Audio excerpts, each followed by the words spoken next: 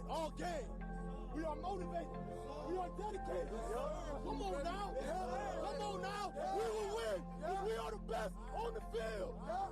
And we hit the field like all day light, all night light, on the blue light, offense light, defense light, his squad light, house call light, and it sound light, and it sound light, and it sound light.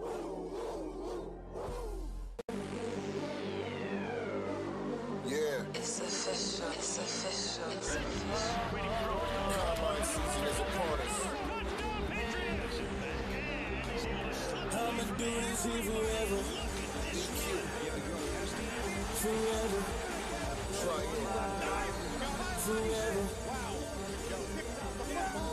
Forever. I'ma do this here forever. Manning throws. It is deflected and intercepted. Jimmy Smith has it. He's going in for a touchdown. All you haters better be gone. Welcome to the Short Sports Show. I am your host, Daniel Short. Today is June 22nd, 2016, and welcome, everyone. I am so glad you guys have joined us, and we got an awesome show for you, jam-packed, and we are actually talking NBA just overall. We're talking about the NBA, and it's funny because the entire year, we didn't really talk about it that much. If any, honestly, I think we might have just talked just playoffs, and that was it. And it was just like a couple games. It wasn't the whole playoffs. It's not like we did a whole playoff recap. And the time we talk about basketball, the season has already ended with the Cleveland Cavaliers winning the NBA championship. They actually did it. LeBron actually did it. Yeah, we're going to talk about that a little bit later and then give a little bit of credit to the Cleveland Cavaliers. Now, of course, I am not a Cavaliers fan. I am not a Warriors fan. But I did want Golden State to win it. And it was nothing against LeBron. There's nothing against Cleveland. Nothing bad. Nothing bad. It's just I wanted Steph Curry to win it one more time. Back to back. Complete the entire iconic season. And they fell short very badly. Special thanks to Triune UNO Entertainment for letting us use their single Forever. That is featuring also EQ. You can buy Triune's album Raise the Fail Born to Succeed on iTunes right now. So thank you guys so much for that. And of course, InnerGrind. If you guys have been following me, you guys obviously know that InnerGrind is a sponsor of the show. And if you guys have come over from InnerGrind, I greatly appreciate it. Thank you guys so much. We went out there now 2 weeks ago, and it was a whole lot of fun. It was my first time ever being in Houston, which was pretty crazy, and also seeing Michael Rakpo and what he's doing and what's about to happen with InnerGrind is amazing. And I'm not just saying that again; it is absolutely amazing. It's awesome. I like what they're going to do. I wish I lived closer so I could go visit and see Orakpo a lot more and get some workouts in. Obviously, I know I didn't do any of the workouts when we went out there, but that was mainly because I really wanted to get the video up and really wanted to get a lot of good footage, which thankfully we did. But his grand opening of his own facility will be on July 9th. And I am making every way possible to go out there. Because obviously Craig Mager, San Diego Chargers cornerback, and his partner is going to be out there, along with his other official trainers that he has, former athletes. And that's one thing he's pointed out, that every trainer he has actually played the game at a significant level. You know, you're not going to have the guy, oh, well, back in my heyday. No. These are guys that actually competed and played at a high level. So that is what's going to be very awesome about his program. Again, July 9th, InnerGrind. And go ahead and check him out if you haven't. Today's show is sponsored by InnerGrind. Based out of Houston, Texas, let former Texas State linebacker Michael Rakpo help you reach your fitness and nutrition goals. With plans starting at $6.99 a month, why not be a part of this rising program? Whether your goals are to lose weight, gain muscle mass, find the right off-season program, or even for you ladies out there to get that booty blast, you can do it all with InnerGrind. Not in the Houston area, not a problem. InnerGrind has a program that is personalized just for you. InnerGrind has everything you need to meet your personal and healthy goals. NFL linebackers like Titans Brian Arakpo, Chiefs linebacker Derek Johnson, Oakland Raiders defensive back DJ Hayden. I mean, the list goes on and on, ladies and gentlemen. Panthers linebacker David Mayo and Buccaneers running back Charles Sims, along with many other young athletes, have already begun. Find your personalized workout and nutrition plan at InnerGrind.com and call 832-475-2829. Again, that's InnerGrind.com, 832-475-2829. Unleash your inner grind. Like always, we start off with college football news, and first we would talk about Baylor. Now, we're not going to give them too much talking about them because we've talked about them a lot, and you guys have obviously seen a lot about Baylor, what's happening. Just a quick recap of what happened on the weekend, and that was Baylor freshman wide receiver Tredavion Dixon.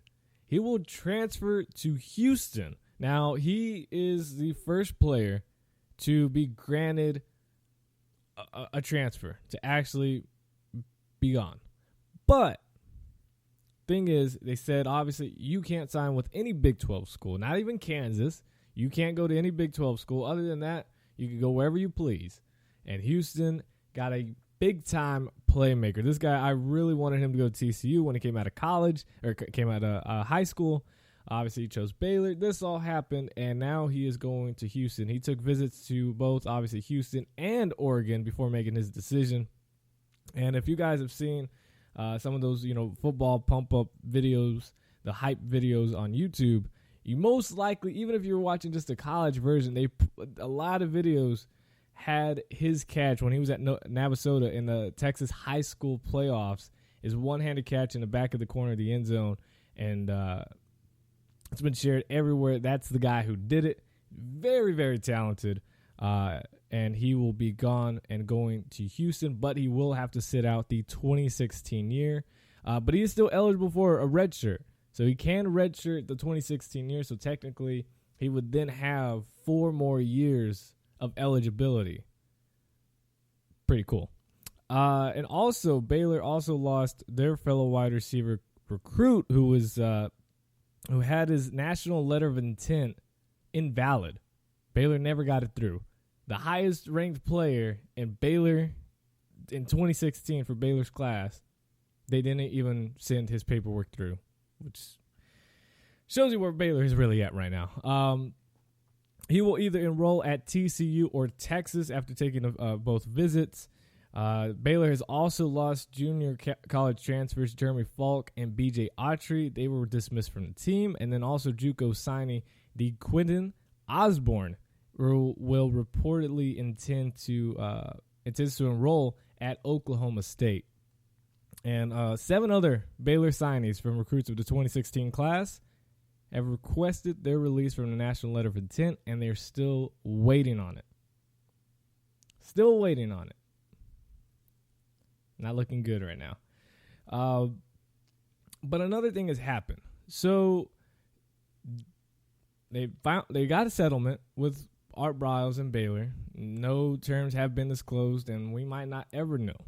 We do know that $40 million was remaining for 8 remaining years of his 10-year contract that he had with Baylor.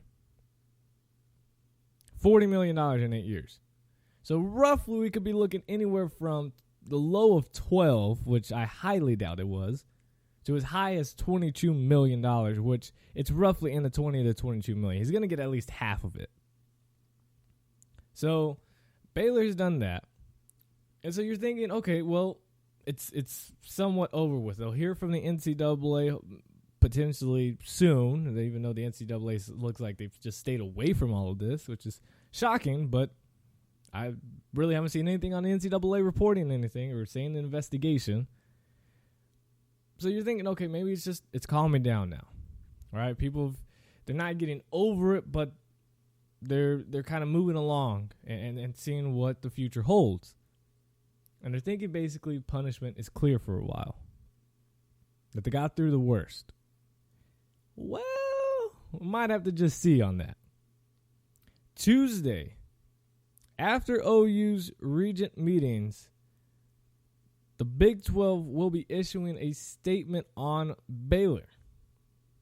According to the Tulsa World, Boren said the league's presidents recently discussed the Baylor scandal on a teleconference. A spokesman from Boren's office said a Big 12 statement on Baylor could be released in the coming days. So we should hear by the end of this week or early next week, Monday, Tuesday, what the Big 12 could do to Baylor. Now, and that's the thing I want to know, because I don't know what they can do to Baylor. What rules can they place? What sanctions? Do they just cut them off with some money? They give them a fine and say, hey, you made the Big 12 look bad. You weren't doing your job. I mean, do they have the same rules and principles as the NCAA to say, maybe, you know, when we have our conference championship in 2017 or 2018, I guess, because it'd be the 2017-18 season. Or no, it'd be 2017 because it'd be the fall. Yeah. In 2017, next season, not this upcoming season, but the following season, when we have the Big 12 championship game, you're suspended for that. So even if you go undefeated, you're suspended. See, you would think, okay, that's the highest thing they could possibly do, but do they really want to risk that? The whole point of getting that conference championship was to boost their playoff, positioning. They help them get in the playoffs. What if Baylor does go undefeated next year and says, well, since you're suspended from the Big 12 championship game, you can't play, and so therefore what happens? You might screw yourself out. I doubt that's where they're going, but what statement could they possibly make? Are they giving the punishment? Are they just saying we're disappointed in Baylor? Because if so, then they're making a big deal out of basically nothing, because no one cares what the Big 12 has to say to Baylor if it's not going to be a punishment. We don't need to hear that you feel sorry for them or you're upset at them or whatever it might be, because that doesn't do anything. So you would think it would be a punishment. But what can they do? What can the conference actually do other than, I think the realistic thing here is that they will cut them off on some money. I don't think they could take away scholarships. I don't think they're going to suspend them from any, Big 12 postseason, whether it's basketball, and you can't take it off on other sports. And you don't have the Big 12 championship until next season. So, and again, I don't think they're going to go that far. It's a strange situation. Very strange. And I would like to see the NCAA try to step in and chime in at any point. I really would. Because I haven't seen a thing about any investigation the NCAA is doing. So, just asking, just saying. Florida State head coach Jimbo Fisher has decided that his staff will not attend or host any satellite camps this year. Quote, "We satellite right here in Tallahassee." Bam. Just like that. Now, after the NCAA rescinded its ban on satellite camps in April, Fisher said that the ACC meetings last month that it was considering sending coaches to camps or holding one of his own. Now he says that he can't afford, or he went as far as saying he can't afford not to. Now he's completely retracted that and saying, no, I'm gonna just let it be. We're not gonna have one. We don't need one. So now that Florida State is not doing one, Clemson, they're not doing one. They're just having their own. Any camps they have, it's on their own campus. So it's technically not a satellite camp. And also, Florida State coaches will use the next 4 weeks to recharge before preparations for the season ramp up. He did say, though, some interesting news about Dalvin Cook, who had shoulder surgery in April, is running at full speed and should be ready for preseason camp. That's good news. He also said that quarterback Sean McGuire who had surgery on his left ankle in January, is putting weight on it and has started to practice dropping back and throwing. He started 5 games last season and is expected to compete with redshirt freshman and highly hyped DeAndre Francois. I think Sean McGuire's got it. I mean, how do you not give it to the guy who really stepped up, played pretty well in the Peach Bowl? I mean, given that he was getting just knocked around everywhere,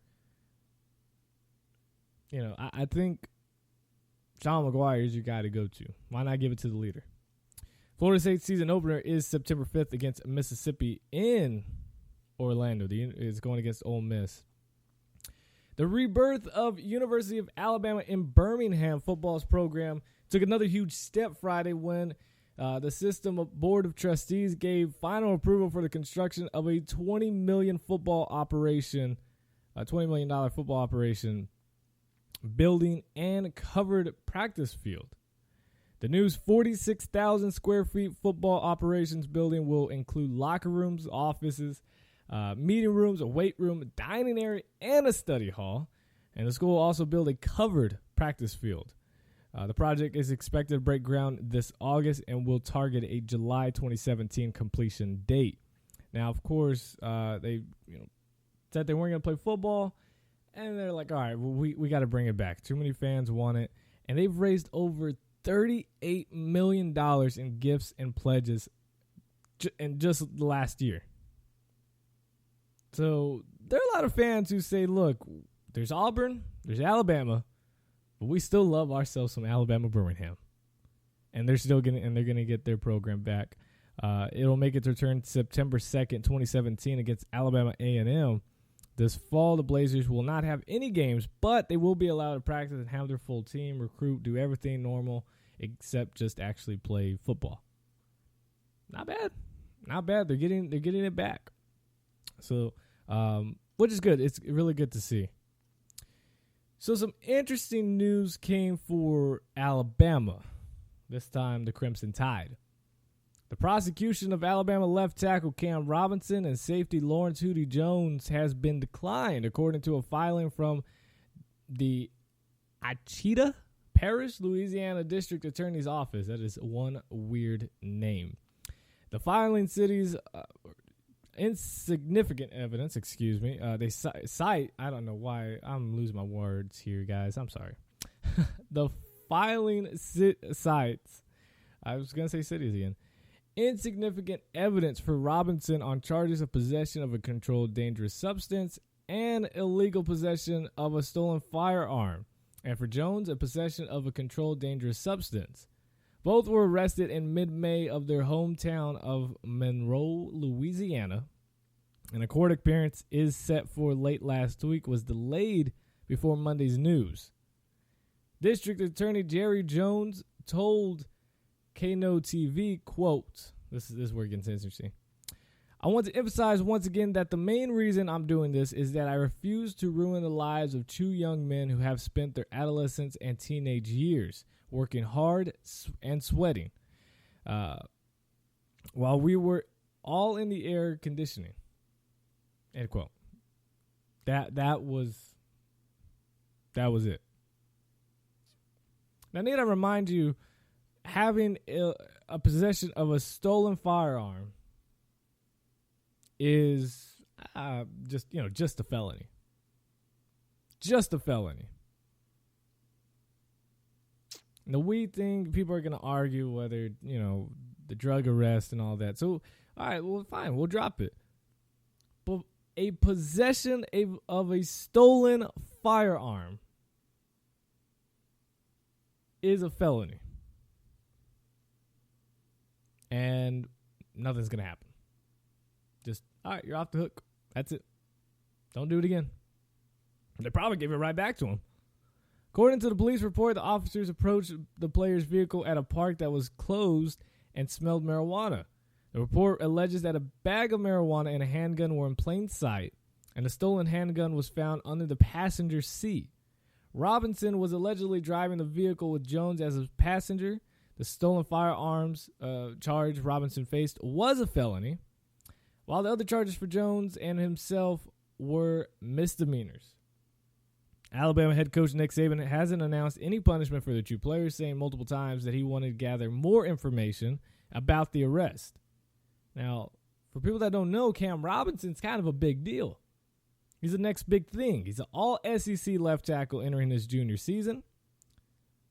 He started every game since his freshman year, guys, in 2014. And he's a projected top 10, basically guaranteed top 10 pick in the 2017 NFL draft. So I'm as high as 5. And people were like, all right, well, Cam Robinson, you're in trouble. You're not going to play football. You're going to jail. And nope, you're good. You're good. Yep, you're good. I have nothing against Alabama. I have nothing against Cam Robinson, but we've seen this so many times. And I'm not getting into politics. I'm not getting into whether the gun fight that everybody's having issues with. I'm just saying, if it's a misdemeanor like marijuana, I get it. They let them go. All right, whatever. It's dumb, but they've learned their lesson, most likely. Move on. But right now, with the situation America is facing about guns, and you have a star football player who has a possession of a stolen firearm, which is a felony, and for a lot of people, you're going to jail. No ifs, ands, or buts about it. You are going to jail. But a star football player at Alabama has possession of a legal firearm and is getting a slap on the wrist. I'm sorry, but right now, that's not the example they should have made. I don't know, maybe you extend this thing out to a huge amount of community service, maybe a month or 2 in jail. I don't know. But a slap on the wrist, that's something I know should not have happened. I mean, if it was a TCU player, I feel the same way because you are screwed once you get to that point. It's not just about, well, it's not my team, so it's not my player that I care about. No. We are not in the society where you can get a slap on the wrist and walk away from having a legal possession of a firearm. We're just not. But it happened. So now it's up to Nick Saban to actually make an example of this guy. And I have a feeling it's a 1 to 2 game suspension early in the season when they're playing teams like Louisiana Monroe or Lafayette. Those weak teams that they'll play every now and then. It might just be those 2. I know they got USC the first game, but I don't see a 5-game suspension. I definitely don't see a 5-game or more suspension. I just don't see that happening. And it's nothing against Nick Saban, but I mean, I think a lot of you would agree. Cam Robinson is not going to get suspended for more than 5 games. Not by Nick Saban, and definitely not by the University of Alabama itself. Just not happening.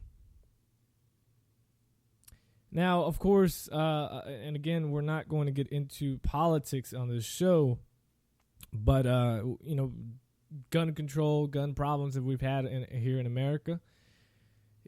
I don't know if you want to say it's really more than any other year or if you want to look at it, decades like 90s and 80s, whether it's more or not. I mean, social media, you can share anything. You can share when you're on the toilet to big national news. It gets shared everywhere. And it just makes it seem like there's more maybe. But a young man who I literally cried after reporting this on the show and after reading it the first time. I'm not ashamed to say it. Xavion Dobson. He died shielding 3 girls from gunfire. And those girls that he shielded did not get hurt. Not a stray bullet. Not fragments of the bullet or anything else that had hit or hurt them. They were completely safe. He will win the 2016 Arthur Ashe Courage Award at the ESPYs. And I congratulate the ESPYs this time. Last year, the Courage Award went to a guy who dressed up as is now a woman. That was apparently courage. While there was a veteran who lost a leg and was running marathons, he didn't win it because that apparently is not courage. But a man dressing up as a woman, switching his sex to a woman, that's apparently courage. There was a girl who was playing, I believe, volleyball or basketball it was, who had a heart condition, and she continued to play. She unfortunately passed away. That apparently was not courage to the ESPYs. This time they got it right. Xavier Dobson was a sophomore at Fulton High School in northern Knoxville. And on a crazy night, some people were just shooting up because of apparently a dispute. They had, I believe, a one or two other people that were killed before Xavier died. And they went out, and I guess they thought Xavier was someone else. Started shooting, and Xavier shielded 3 girls from gunfire. That's courage. That's someone who you wish they would have pulled through. Because that's a story, and that's someone you can root for and just hope and know that there are good people out there. You have other people that are doing worse things that do not care, and they live. While you got good guys like Xavier Dobson, a sophomore in high school who sacrificed his life for 3 others. And apparently was pretty good at sports too. So he had a shot at going to college. It might not have been, big time school, but he had a path to success. He also has a brother who was a junior at the time, or is going to be a junior. The article was old, it was kind of old now. It happened last year, so I think he's either going to be a junior or a senior this year, and obviously he's playing for him. But yeah, I'm glad the ESPYs did it right this year. I had to get this on the show because I don't know what it is, but this one sticks with me the most. It sticks with me the most. Prayers go out to Xavier Dobson's family, of course, and just realize what he did.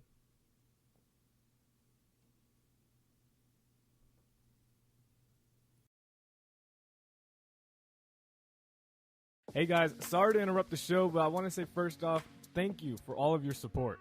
Without you, I'd just be some guy talking to a microphone. And I got some amazing news.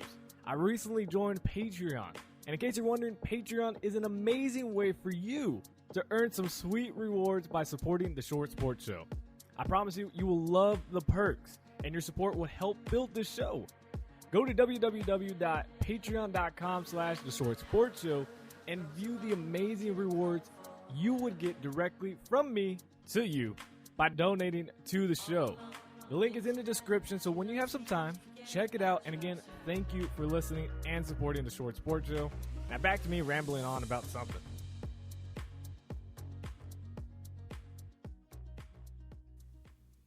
Moving on to the NFL, the Carolina Panthers felt good about the blind side.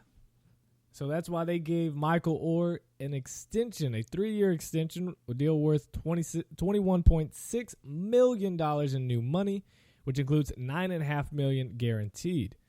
Obviously Orr had struggled after the last couple of years at Baltimore, where he was drafted to, and then he signed a 2-year deal worth $7 million. That was last year when he signed that with the Panthers. But he was with the Tennessee Titans, thinking going back to the state of Tennessee, it would help him and it would be good for him. It didn't work out. He was actually, Pro Football Focus rated him as one of the worst tackles in the NFL in 2014. Yeah. This year, he really resurged and played really well. And obviously, that helped him get a brand new contract with the Carolina Panthers and potentially find his home in Carolina. So, good deal for Michael Orr. Interesting story with the Los Angeles Rams. They were back at the Los Angeles Memorial Coliseum on Thursday night for their first event at their old and new home, I guess you could say, since returning in January. Now, there's one issue. One player who is pretty funny, Fred Dyer.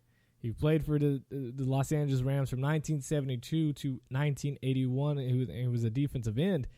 And this guy is a funny guy. I would love to have him on the show.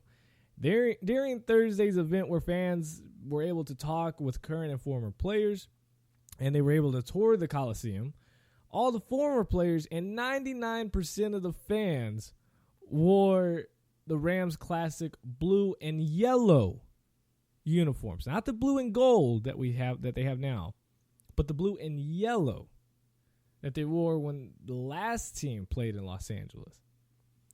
Now, the Rams will take the field at Coliseum this season. However, they will play in what they are wearing currently, the blue and gold uniforms that they wore in St. Louis. Now, those are still nice uniforms. I like them. I like the blue and gold. And I don't really, I'm not a huge fan of the blue and yellow, but I'm not a Rams fan, and maybe that changes it. But Fred Dyer is a guy who played in the blue and yellow and hates the blue and gold. Quote, "I'll never forget when I saw the Rams come out of the Coliseum tunnel for the first time in those beautiful golden yellow uniforms with those Rams horns. If you look at the Rams horns now, they're a disgrace. They're separated. They're stupid. And they don't make sense. They should join in the middle." He's talking about the actual Ram logo, the curve. The Rams will wear their classic blue and yellow uniforms twice next season, which is not just saying, they just want to just wear it just only twice. No, that's the maximum the NFL, the league, allows for alternate throwback uniforms. But the team is working with the league to expand that number. So maybe wear it 5 or 6 times.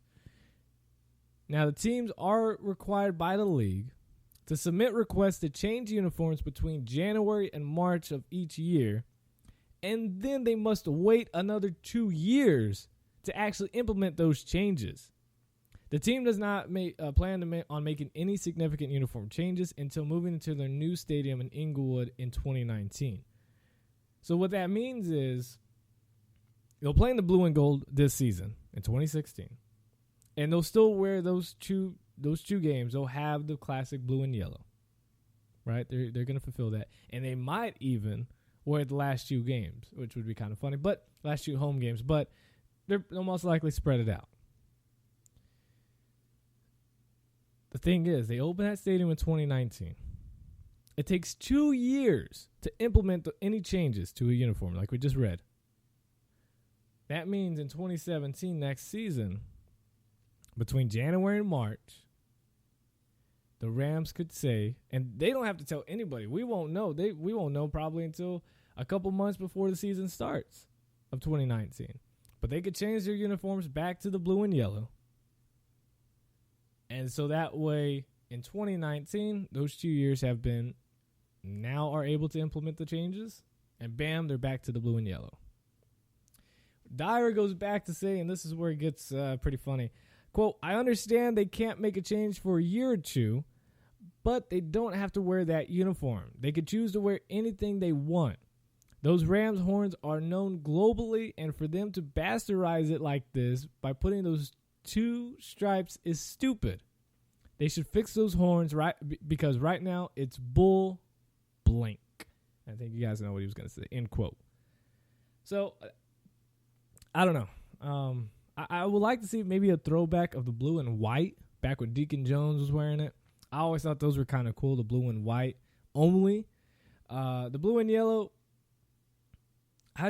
maybe it's because I didn't grow up in that time period. I was just born in 96 and what they left in 95 or 96. So I wasn't raised on seeing the Rams in the blue and yellow. And they actually didn't even change it to what, 2000, 2001 to the blue and gold. But anyways, I wasn't raised on seeing them in blue and yellow. I was raised on seeing them blue and gold. And so maybe that's why I like it better. But I don't know. I would like, if anybody's going to change their uniforms, I would love, and I said this so many times thinking it was going to change it. It won't, but I wish the San Diego Chargers would go back to their 2006 uniforms, what they wore from, I believe, 95 to 2006. The dark blue helmet, dark blue face mask, back when LT was playing on the team. Dark blue jersey and white pants. And then when we're on the road, it'd be white jersey, dark blue blue pants. That's what I want. I want those uniforms back. The Chargers, what they have now, I hate it. I hate the white. It's ugly. And the all white, it's cool. I like it. It's all right. But I'm sorry. And the color, the light blue, it's fine. I definitely don't want that to be what I see like every home game. I know fans were petitioning for the Chargers to just wear that only. Just to have the color blue, the baby blue. Ugh, the whole season, that would just be ridiculous.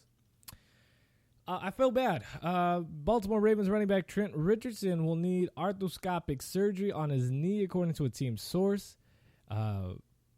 Obviously, they signed him in April, but he missed the first full week of offseason practices in May with a hamstring injury, and he participated in OTAs earlier this month. And the team will not practice again until training camp opens on July 28th. So who knows when he's going to be back, if he'll be back in time. But when he does come back, it was already a tough road because of what Trent Richardson's already gone through. But it's going to be even tougher because of the Baltimore Ravens backfield. And it's good. It's very talented. And if they all stay healthy, he's got no chance. You have Justin Forsett, who's getting up there in age, but he did pretty well. Buck Allen, a rotational guy, but I could see him not even making the roster. Lorenzo Taliaferro did pretty well in the beginning of the season before collapsing, but a big, powerful running back. Kenneth Dixon, who's one of my favorite players from Louisiana Tech, rookie this year, he could easily take that second-string running back position. And then Terrence West, who had potential in Cleveland, kind of fell apart after they had, what looked like a pretty good backfield, and that he's now with Baltimore. So it's the backfield is very crowded in Baltimore right now, very, very crowded. And with Trent Richardson having knee surgery and not being the same guy that we saw in college, all the problems we've seen with him, with the Browns and the Colts, that's not looking good for him. Arian Foster expects to be healthy in 2016 training camp and is hungry to regain his 2012 form. At least 3 teams have recently inquired about Foster, but no one's taking a shot. He visited Miami in the offseason, but he wants it badly. He wants to come back, and I don't know. I know Chargers were possibly a team they were thinking about. If you could get him for low, absolutely. If he's asking for a good amount of money, I would not pay him more than $6 million a year, which is really low. But there's no way. With his injuries, getting hurt every single play, it seems that he's complaining about something hurting him. And his age, he's 29 years old. No way I pay him more than $6 million a year. No way at all. Not doing it. Not even with incentive-based in there. I'm like, nah, not happening. Eric Berry has won the George Halas Award for overcoming adversity to succeed. Obviously, he was diagnosed with Hodgkin's lymphoma in late 2014 and then returned to the field and having an all-pro season in 2015. So, and he's also the first member of the Chiefs to receive this honor. Awesome award for Eric Berry. And last bit of news here of the NFL is the Jaguars have announced that Jalen Ramsey will wear number 20 now He was recently given 38, which I don't know why the Jaguars even thought about him wearing 38. What safety wearing 38? What defensive back wearing 38 looks good? I can tell you, a bench warmer possibly, and really, no one looks good in 38. At any position, no running back, no fullback. That's it. No DB. Nobody looks good in 38. And he really wanted to get 23. But James Sample had it, and Sample refused to sell it. The rumored offer was about $30,000. I feel like it's a good price, so just give up a number. So he said, no, I want more. Jalen's like, never mind. And so he will wear 20 now. Now, 20 belonged to Craig Lawson, but he was cut last week, so 20 is now available and now taken again. And these allergies are coming back. It's so annoying. But Jalen Ramsey wearing 20, that's a nice number. Again, I think a lot of us would really like Jalen Ramsey wear 23. He's part of the Jordan brand with Nike. I'd like to see, or the Jumpman brand, whatever. Same thing. Like to see him wear 23. Just not going to happen. Moving on to the NBA news. But before we get there, before we talk about the NBA news, check out InnerGrind. Today's show is sponsored by InnerGrind. Based out of Houston, Texas, let former Texas State linebacker Michael Arakpo help you reach your fitness and nutrition goals.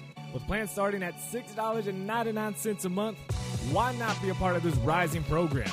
Whether your goals are to lose weight, gain muscle mass, find the right off-season program, or even for you ladies out there to get that booty blast, you can do it all with InnerGrind. Not in the Houston area, not a problem. InnerGrind has a program that is personalized just for you. InnerGrind has everything you need to meet your personal and healthy goals. NFL linebackers like Titans Brian Arakpo, Chiefs linebacker Derek Johnson, Oakland Raiders defensive back DJ Hayden. I mean, the list goes on and on, ladies and gentlemen. Panthers linebacker David Mayo and Buccaneers running back Charles Sims, along with many other young athletes, have already begun. Find your personalized workout and nutrition plan at InnerGrind.com and call 832-475-2829. Again, that's InnerGrind.com, 832-475-2829. Unleash your inner grind. Now we move on to the NBA, and the 2015-16 Golden State Warriors might have eclipsed the record for regular season wins, but their failure to win the championship, does that mean the 1995-96 Chicago Bulls are still the greatest team in NBA history? Well, at least according to two of that team's most valuable players, or most vocal players, I should say, not valuable. Well, they were valuable, but not the most valuable. Scottie Pippen was asked at the end of an interview with ESPN's radio's Mike and Mike on Monday on who the greatest team in NBA history was after the Cleveland Cavaliers rallied from a 3-1 series deficit to defeat the Golden State Warriors in the NBA Finals in 7 games. Guess what Scottie Pippen said? Quote, "The 95-96 Bulls, we live on." Now, Dennis Rodman expressed a similar feeling in a tweet that he posted after Game 7. Quote, "Congratulations, Cavs, for winning the NBA title. Warriors, you had a great regular season, but the greatest team of all time is the 95-96 Chicago Bulls." Now, the Warriors, who are coached by Steve Kerr, another member of that 95-96 Bulls team, said after the game the Warriors were stunned, but said the better team won the NBA Finals. Quote, "That's the beauty of the NBA playoffs. You play a 7-game series, the best team wins, and they were better than us in the series." Quote. So I leave it up to you to tell me who you believe is the best team in NBA history. Is it the Golden State Warriors, who beat the record by 1 game over the Chicago Bulls, the 96-96 Chicago Bulls, but lost a 3-1 series? They had them in the palm of their hands. They lost the series. Even if there had been multiple teams, that have somehow come back from 3-1 in the NBA Finals, I still would have said that the Golden State Warriors, had they closed it out and won it, they would be unanimously the best team in NBA history had they won the series 4-1. That's domination, and they dominated the regular season, and they would have dominated the postseason. Or not really. They lost 9 games in the postseason. But if they had just lost that one, it would have been, 6, 7? So, who do you believe is the greatest NBA team in a single season? Is it the 95-96 Bulls because they had the best regular season win-loss record and they won the NBA championship?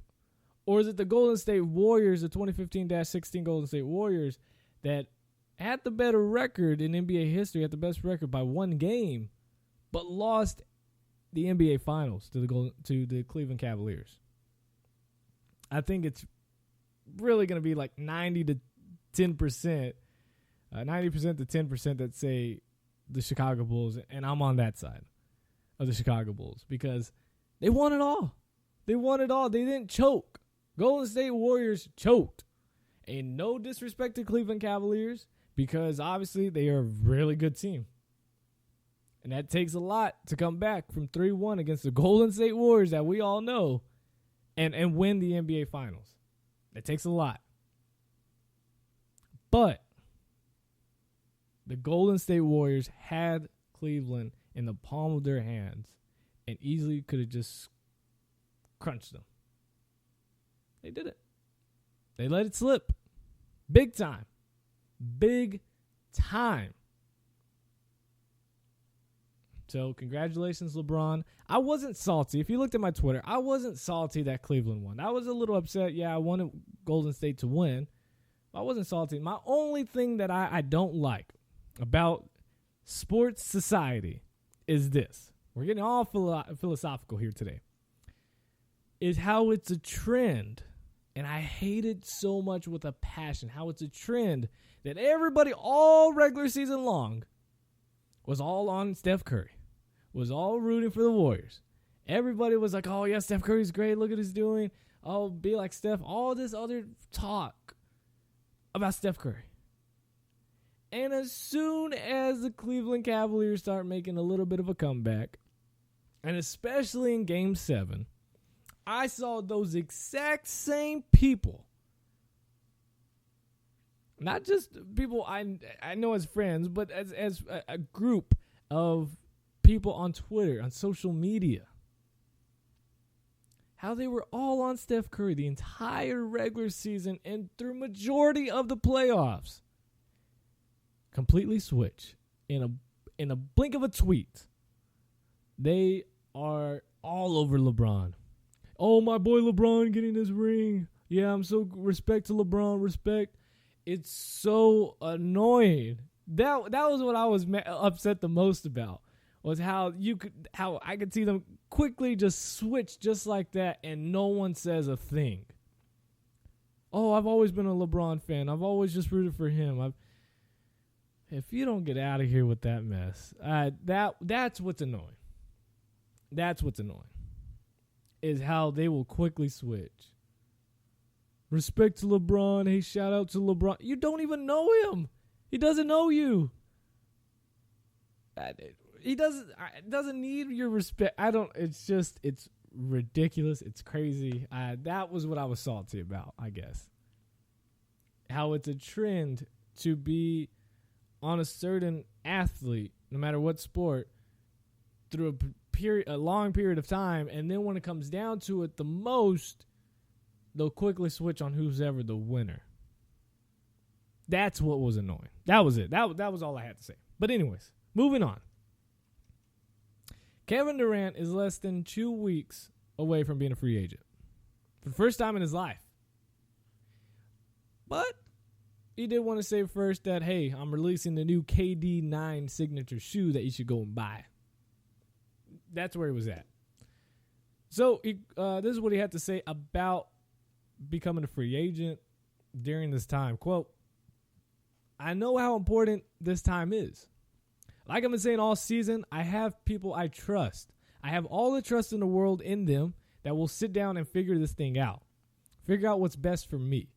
It's a little bit more complicated now because it's still a few weeks away. I'm worried about basketball. That's what it is for me. It's a basketball decision. Just who I'm going to be playing with and the people I'm going to be around every single day. That's what it's all about for me.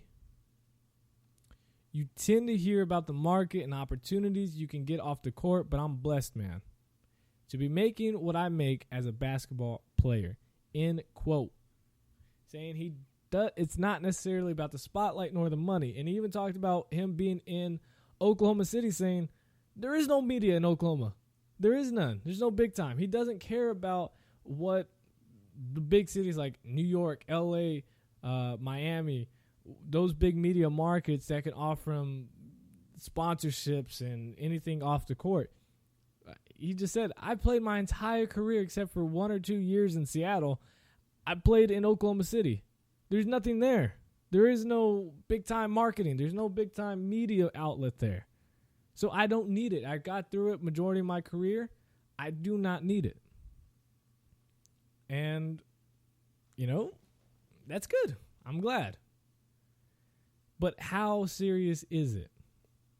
Because like I said a couple weeks back on the show about how his contracts can play out, the biggest way for him to make money is to sign a 1-year contract with Oklahoma City with a player option, I believe, and then, or no player option, and then sign after this season and next year's free agency, sign a long-term contract with Oklahoma City, and he would get something around $282 million between those 7 years. It's ridiculous. 262 or $282 million. And that's how he can get paid. Or he can, go elsewhere for a max contract. But anywhere he goes, if he doesn't stay with Oklahoma City, he will not make as much as if he did. So it's going to be interesting. Obviously, all 30 teams are going to be at his doorstep. Well, actually, it's in Los Angeles. He's going to meet all the teams, all their officials in L.A. as he gets ready for the free agency. He says, we're all going to have a meeting there. Everybody's going to throw out their best thing. I'm going to tell them what I want, and we'll see what matches the best. Multiple teams. You have, obviously, Oklahoma City, Golden State, San Antonio, and Houston. You're going to have really just everybody. I mean, you can't just say who's the final list because there's everybody. There's Washington is still in the mix. He's from the Washington, D.C. So going back home could be his deal. He just saw LeBron do it and go back to Cleveland and win the NBA championship. Maybe he says, well, I want to do that for my home team. But if he can't win it with Russell Westbrook, can he win it with John Wall? Probably not. He'll obviously always get the second or even possibly even the first seed in the East because it's so weak and all you have is LeBron as competition. Whereas the West, you got every single team minus the, bottom 5 really. But even then, they're pretty good sometimes. So, does he want to go East?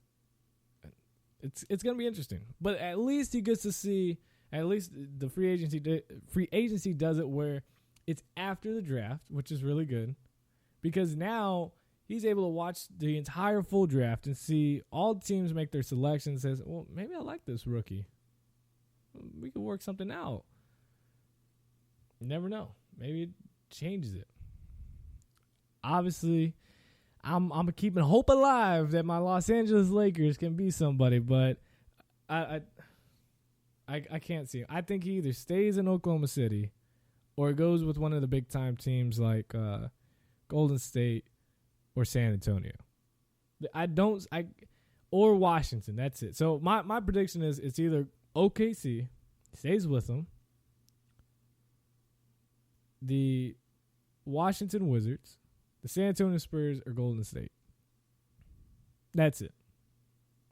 I don't see any other team. I really don't. If he's not all about the money, and he's all about the rings, Golden State and San Antonio, those are your two spots. Does he even go to Cleveland to go play with LeBron? Doubt it. I doubt it. But does he want to win? He's not going to go to a team where if he can't win with Russell Westbrook, how is he going to go win with really anybody else other than a star-filled team like Golden State, Cleveland, or San Antonio? Just isn't. And again, the NBA draft is tomorrow night at 6 p.m. Central Time on ESPN and a Watch ESPN app. The top 10 picks are the Philadelphia 76ers, who have reportedly told Ben Simmons from LSU that he will be selected with the first overall pick, which gives the Los Angeles Lakers a lot of room because now every other team knows who the 76ers are picking. And now Los Angeles is on the clock, I guess. Do they do it the same way? I don't know. NBA draft is weird. I hope the Lakers select Brandon Ingram out of Duke, forward. He is my guy. He is a guy I want the Lakers to build with, but you never know what the Lakers might do. After that, you have the Boston Celtics. I saw something about the Celtics. Did they trade it away? I don't know. Then the Suns. Who else? Suns, Timberwolves, Pelicans, Nuggets, Kings, Raptors, and the Milwaukee Bucks to round it out at the top 10. And I'm just going to type in Celtics. Because I saw something this morning, but I just woke up. It says rebuffed. I keep seeing rebuffed. What does that mean? That they're willing to...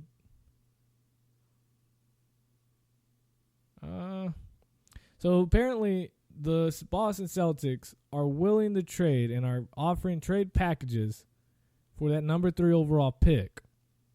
And their prime targets are Jimmy Butler of the Chicago Bulls, Gordon Hayward of Utah Jazz, and Milwaukee Bucks teammates Jabari Parker and Chris Middleton. So they're trying to get those guys and trade with the team for the 3rd overall pick. So we could see some interesting stuff happen. Again, on ESPN, 6 o'clock Central Time, the NBA draft. It's going to be exciting. Thank you guys so much for listening to the show. Hope you guys enjoyed. And I will see you guys again next Wednesday. Shout out to my cousin Jeremy Longoria. Follow him on Twitter at _relentless. He does amazing graphics. He'll hook you up. Tell him that you're coming from the Short Sports Show. That way he can help you, and he can design any type of graphics you want or need, whether it's just for recreational and just having it for your computer wallpaper, your desktop background, or you want something for your business, as in logos. He's done all of mine, everything you've seen, except for my old school thumbnail on YouTube and my original logo, the way back original. Those are the only 2 I've actually done. Everything else he has created, and it has been absolutely amazing.